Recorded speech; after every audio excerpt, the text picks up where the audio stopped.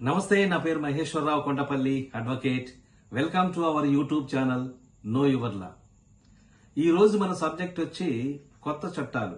వీటి గురించి కొంత డిస్కషన్ చేసి కొన్ని అవుట్ లైన్స్ మనం తెలుసుకునే ప్రయత్నం చేద్దాం. ఇప్పుడు పాత చట్టాల గురించి మాట్లాడదాం. పాత చట్టాలు ఏమిటయ్యా అంటే ఇండియన్ పీనల్ కోడ్ అదొకటి, తర్వాత criminal procedure code, Indian evidence act. ఈ మూడుని మేజర్ యాక్ట్స్ అని చెప్పేసి అనటం జరుగుతుంది. ఈ మేజర్ యాక్ట్స్ ని మూడింటిని కూడా మార్పు చేసి వాటి స్థానంలో కేంద్ర ప్రభుత్వం వారు కొత్త చట్టాలని తీసుకురావటం జరిగింది. ఈ కొత్త చట్టాలు ఏమిటయ్యా అంటే ఇండియన్ పీనల్ కోడ్ స్థానంలో భారతీయ న్యాయ సంహిత,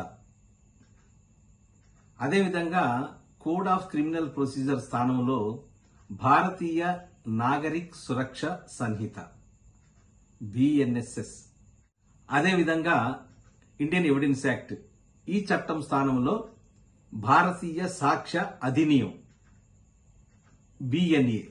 ఇలా మూడు చట్టాల స్థానంలో మూడు చట్టాలని తీసుకురావటం జరిగింది. ఈ యొక్క కొత్త చట్టాలలో అనేకమైనటువంటి కీలకమైనటువంటి మార్పులు చేర్పులు చేయడం జరిగింది. పిల్లల్ని కొనడము, పిల్లల్ని అమ్మివేయడం అనే నేరాలని తీవ్రమైన నేరాలుగా ఈ కొత్త చట్టాల ద్వారా పరిగణించడం జరుగుతూ ఉంది. అలాంటి నేరాలకి జీవిత ఖైదు లేక మరణశిక్ష కూడా విధించేటటువంటి అవకాశము ఈ కొత్త చట్టాల ద్వారా కల్పించారు. చిన్నపిల్లల మీద, మహిళల మీద చేసేటటువంటి అత్యాచారాల నేరాలలో దర్యాప్తుని తీవ్రతరం చేస్తూ 2 మాసంలలోపే ఆ ఇన్వెస్టిగేషన్ ని కంప్లీట్ చేయాలనేటటువంటి నిబంధనలు కూడా ఈ కొత్త చట్టాల్లో పొందుపరచడం జరిగింది. అత్యాచార కేసులలో బాధితుల యొక్క వాంగ్మూలాన్ని ఆడియో, వీడియో ద్వారా కూడా వారి యొక్క స్టేట్మెంట్స్ ని రికార్డ్ చేయవలసినటువంటి అవసరము ఈ కొత్త చట్టాలు కల్పించాయి.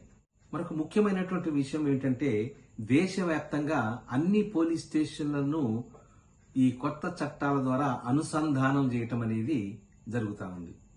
మహిళలు, దీర్ఘకాలిక వ్యాధులున్నటువంటి వ్యక్తులు, దివ్యాంగులు మరియు 60 సంవత్సరములు పైబడినటువంటి వృద్ధులు పోలీస్ స్టేషన్ కి రావాల్సిన అవసరం లేదని చెప్పి ఈ కొత్త చట్టాలు ద్వారా మనకు తెలుస్తుంది. అయితే వీళ్ల వద్దకే పోలీసులు వెళ్లి వాళ్ళ యొక్క వాంగ్మూలాలను నమోదు చేసుకోవడం కానివ్వండి, ఫిర్యాదులు సేకరించడం కానివ్వండి జరగవలసిందని ఈ కొత్త చట్టాలు చెప్తున్నాయి.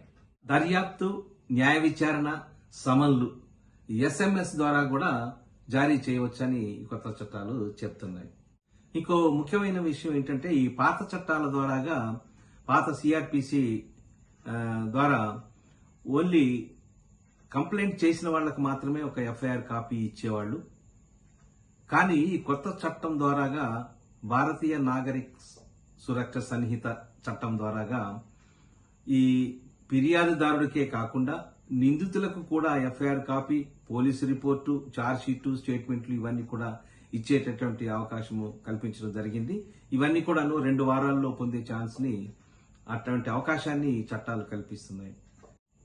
సో ఫ్రెండ్స్, ఈ వీడియో మీకు నచ్చినట్లయితే లైక్ చేయండి, షేర్ చేయండి, సబ్స్క్రైబ్ చేయండి. మీ యొక్క విలువైనటువంటి సూచనలని కామెంట్ బాక్స్ లో పంపినట్లయితే ఇంక మరిన్ని మంచి వీడియోలని మీ ముందుకు తీసుకొచ్చేటటువంటి అవకాశము నాకు కలుగుతుంది. నమస్తే.